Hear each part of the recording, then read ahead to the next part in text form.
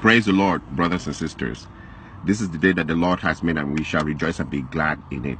This message is for my Nigerian brothers and sisters. And like I said, most of the time, whenever I speak, it's very, very controversial. It's very, very provocative. But I have a reason I speak, because I want people to think. And this one is a quick one that I want to hit on, because I think there's a lot of hypocrisy and fakeness involved here. And it's about something that I have noticed that is going on, and let's go on it. A few days ago, a friend of mine called me, and he was telling me about something that happened to a guy over here.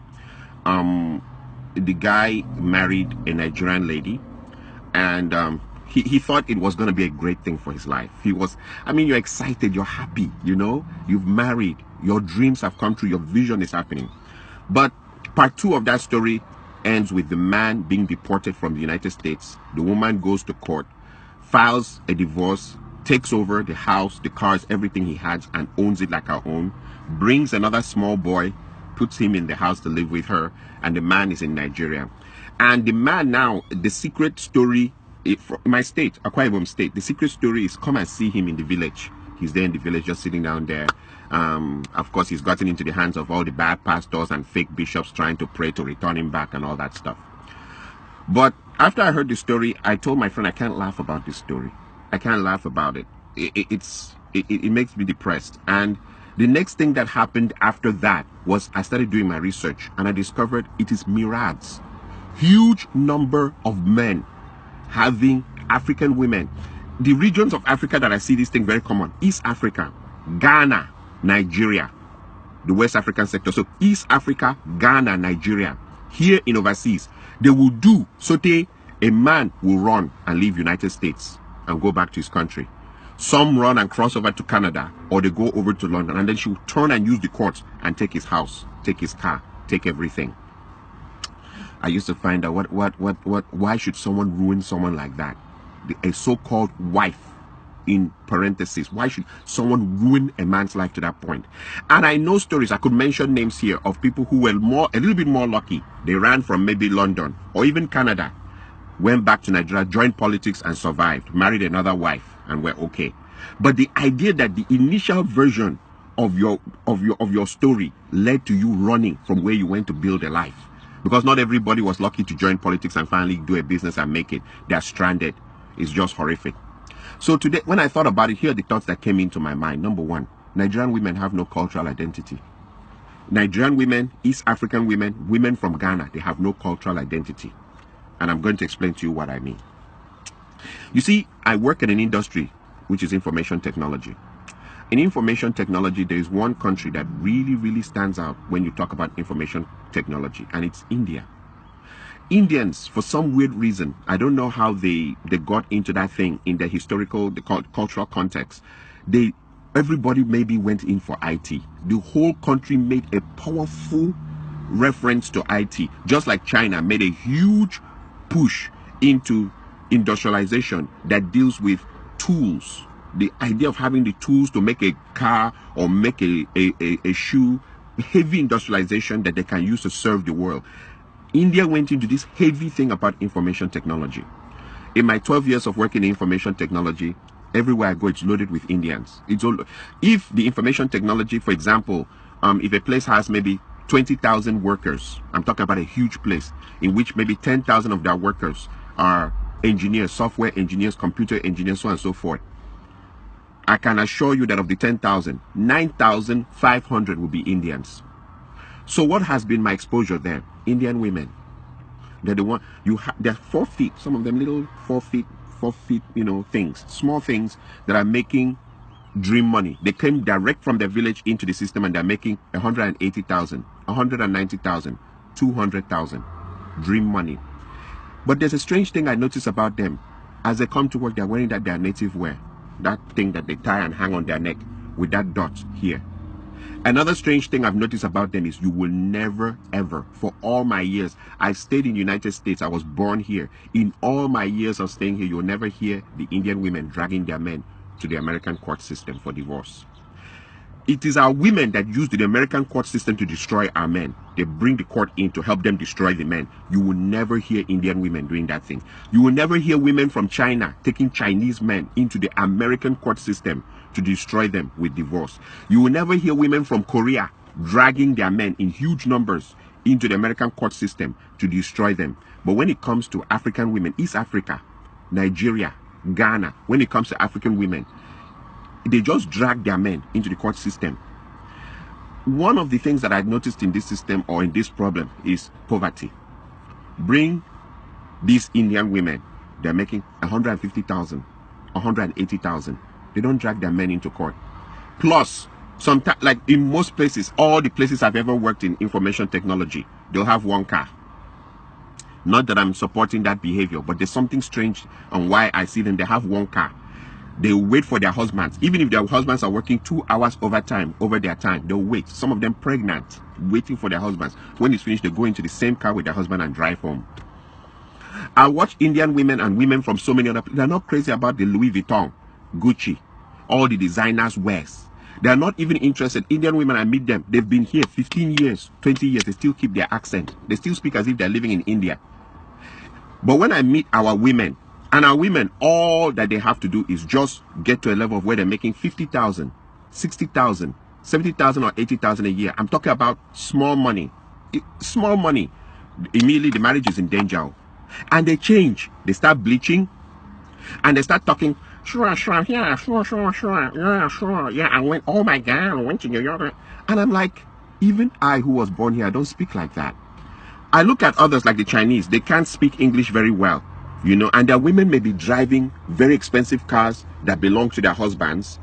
And I look at the Indian women who don't speak English very well, and they're not interested in changing their accent or their undertone. And they wear their native dress, that thing, and everything to work. I look at Korean women. I look at other women. They have this sense of cultural identity. African women do not have a sense of cultural identity whatsoever. Little money, and the marriage is over. One thing I've discovered, a common trend, once the women make, they go, nurse, 80,000 is all they need to make.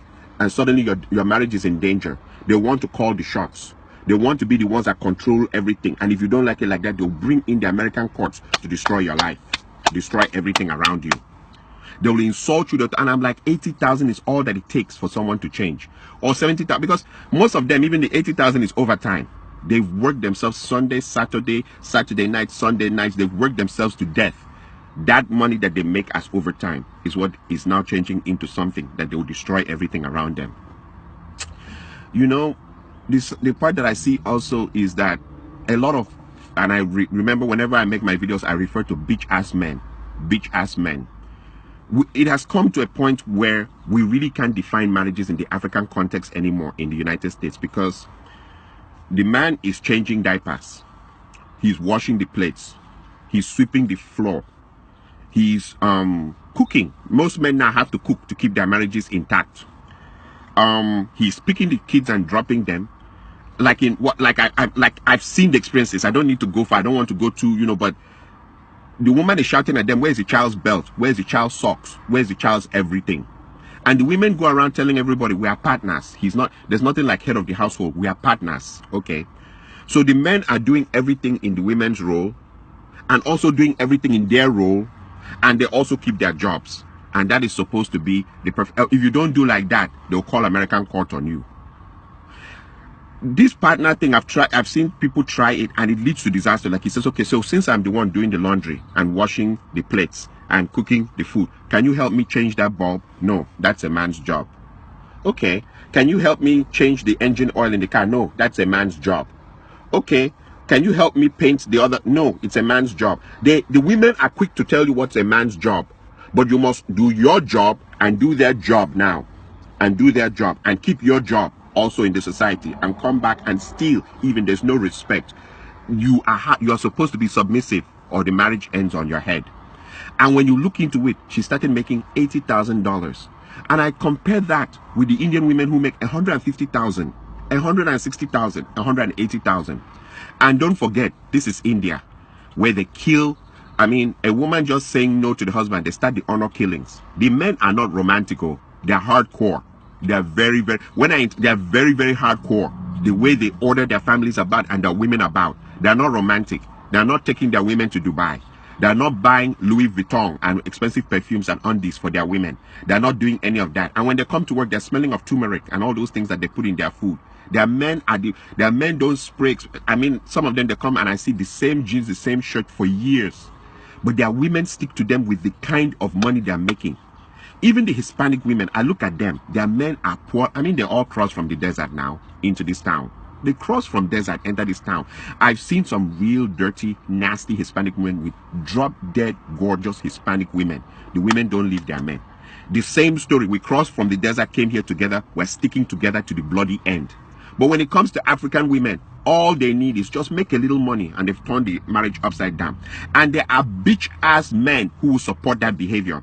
In fact, those women are more celebrated here than even married women. You see a man, if he wants to do his birthday party or his child dedication ceremony or burial or anything, he's inviting all the divorcees who threw their husbands out of the house. They have so much honor. In fact, so many people are calling them and congratulating them for throwing out their husbands out of the house. And sometimes when you go into investigation of why the men, the bitch-ass men are supporting that, is because there's a competition. Africans in America compete to the point of death here in America. Which car someone is driving, which kind of house someone is driving, which kind of job. That's why Africans, it's better you stay away from Africans here. So since everybody's competing, if the woman can turn her house upside down and destroy it, she's already done the job for the man's enemies out there. They are applauding her, and they now call her for parties and call her to come and drink in their house. And then there's the part two. When they throw their everything away, a clock starts ticking, a timing clock. Who is going to be the first guy to fuck her? Now that she's on her own, now that she's single, now that she's by herself. And it leads to a proverb from my area. There's this famous proverb from my area. They say that there's nothing as shameful as a big woman to uncover white hair for small boys to enter. White hair. Small boys will enter, come back with just how they slap that ass, how they shaked it up and how they run it around and stuff like that. And you'll be like, and in her mind, she's showing this attitude. She'll go onto her Facebook website and right there, I'm too blessed to be depressed. As they go lower, we go higher. Yep, we girls are flying higher. Hashtag liberated sisters. And then you wonder what is wrong with African women.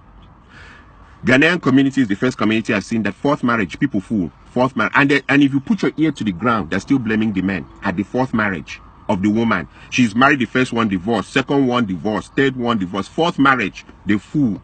They drink, they chop chicken, everything, and they're talking about how all the other three men, there's something wrong with them, that they were animals, that they were this and that. And you wonder, is it always the men that is the problem? Same with the East African women. They will divorce, 3 divorces, 4.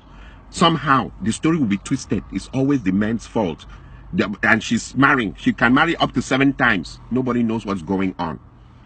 I am saying this because too many men's lives have been destroyed because of people who think they are in America. This America thing. Okay, I normally ask this simple question. What if a man became very rich and he had a house in America and he had a house in Canada and he had a house in Germany and he had a house in Japan? He had houses all over the place. What happens there?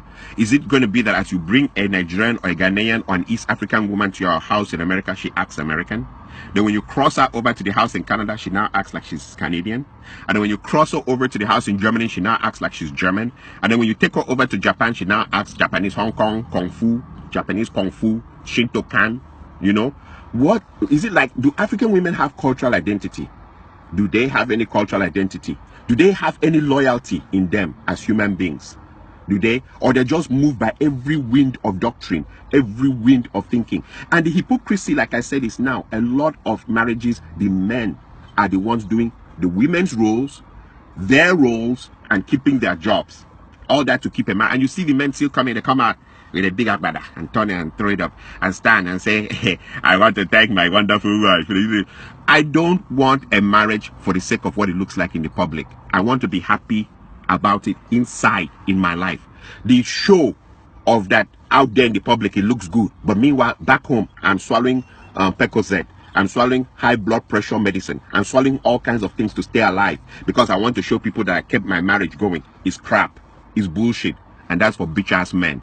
I would rather live longer for my children than to stay in something that is horrific and try to keep it going. One side is always throwing the fishing pole in the sky. One person is always trying to catch it. When does the other person become mature and stop? Oh, because you're making $80,000. Like I said, come and see the Indian women. 150. The husband is making 180. 200. The husband is making 190. People are making dream money. Indian community, I've never seen anything like that before. In IT, they own it. Google, Facebook, everywhere, they own it. And they're making killing money. Those guys hold cash, dream money, and their wives are not going crazy. You see their wives by their husbands all the time. The other final part I'll leave you with is I thank God for Trump. I thank God for Trump because Trump has defined what America truly is about. When you come to a situation where a man, he's speaking on behalf of millions of people, talking about how he sees things, how he understands things from these millions of people who voted him in, you will understand that for you to come to this country and destroy your life, you're the most stupid person on earth. Trump make it clear that if you're a minority, we don't count you among people. And these are the owners of the land talking about that. If you're a minority, we don't count you. And you see other minorities, like I said, the Indians, the Koreans, the Chinese, other minorities, it's like they intrinsically know this is not their land. So when they come here, they hold themselves. It's not something you need to break your family apart over. It's not something you need to go crazy about it. And you're 40 years old and you're now wearing mini and going back to the club. Nobody goes crazy except African women, Ghanaian, Nigerian, East African. They go crazy. They go crazy. And I'm glad Trump has told them it doesn't matter how you do. Sure. Oh yeah, that we still don't count you as part of us. We don't. We know where you're from.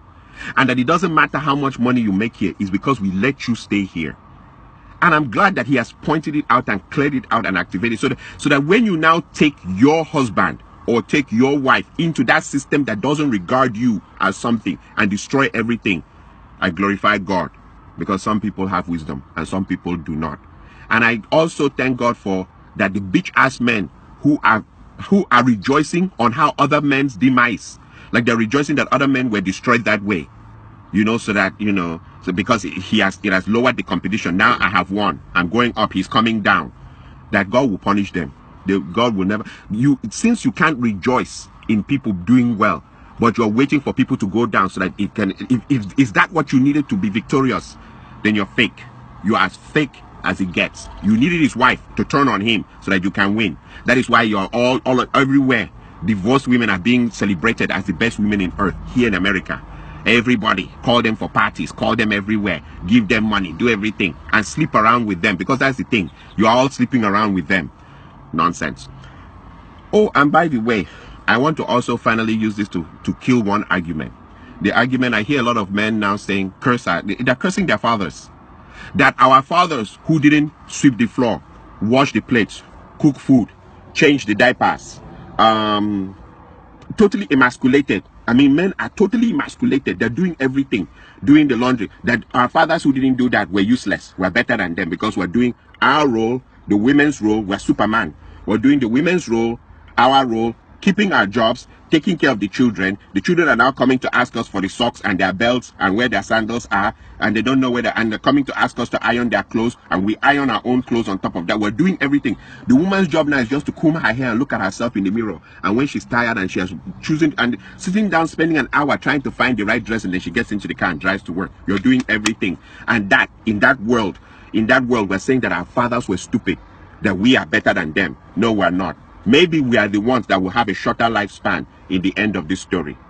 So you know what, I'll leave it at that. Like I said, I normally say very controversial things, and I speak for just a group of men, not all men though, because there's too many bitch ass men now, men who are not real. I know how the reaction will be here. You guys can come in and insult me and talk whatever you want to talk, but I've put my point down.